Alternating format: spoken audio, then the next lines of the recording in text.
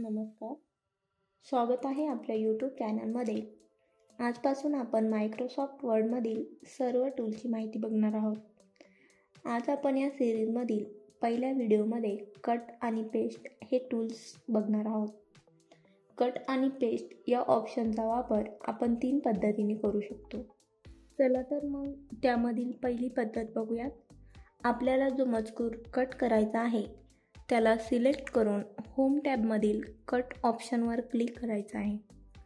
त्यानंतर आपण home टॅबमधील paste ऑप्शनचा use करून आपल्याला पाहिजे त्या ठिकाणी क्लिक करून कट केलेला मजकूर पेस्ट करू शकतो. दुसऱ्या पद्धतीमध्ये आपल्याला जो मजकूर कट करायचा आहे त्याला सिलेक्ट करून राईट क्लिक करायचं आहे. आपल्याला इथे कट ऑप्शन दिसेल, त्यावर क्लिक करून आपल्याला पाहिजे त्या ठिकाणी क्लिक करून कट केलेला मजकूर राईट क्लिक करून पेस्ट ऑप्शनवर क्लिक करून पेस्ट करू शकतो.